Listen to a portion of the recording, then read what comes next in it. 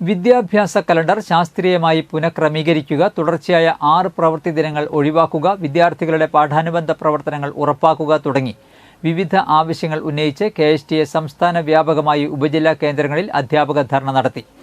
ചാലക്കുടി ഉപജില്ലയുടെ നേതൃത്വത്തിൽ കൊടകര മേൽപ്പാലത്തിനു താഴെ നടത്തിയ അധ്യാപക ധർണ KSTA സംസ്ഥാന കമ്മിറ്റി അംഗം ഡോക്ടർ PC CG ഉദ്ഘാടനം ചെയ്തു. KSTA ഉപജില്ലാ വൈസ് പ്രസിഡന്റ് രാകേഷ് മാസ്റ്റർ അധ്യക്ഷത വഹിച്ചു. ഉപജില്ലാ സെക്രട്ടറി വിവേക് മാസ്റ്റർ, ജില്ലാ എക്സിക്യൂട്ടീവ് കമ്മിറ്റി അംഗം സതി ടീച്ചർ, ജില്ലാ കമ്മിറ്റി അംഗം CG മുരളീധരൻ, ശകുന്തല ടീച്ചർ, ഉപജില്ലാ കമ്മിറ്റി അംഗം രാജ്കുമാർ മാസ്റ്റർ എന്നിവർ സംസാരിച്ചു.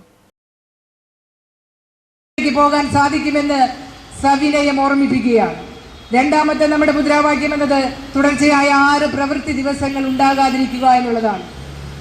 എന്തുകൊണ്ടാണ് അധ്യാപകർ വിചാരിക്കുന്നുണ്ടെങ്കിൽ പണ്ടത്തെ കാലമല്ല, ഒരു നിമിഷം പോലും ഇരിക്കാത്ത അധ്യാപകരെ നിങ്ങൾക്ക് പൊതുവിദ്യാ പ്രവർത്തനങ്ങളുമായി ബന്ധപ്പെട്ട് അധ്യാപകർക്കും കുട്ടികൾക്കും ഒരുപോലെ ഒരുങ്ങാൻ വേണ്ടി. മൂന്നാമത്തത്, കുട്ടിക്ക് വേണ്ട പഠനാനുബന്ധ പ്രവർത്തനങ്ങൾ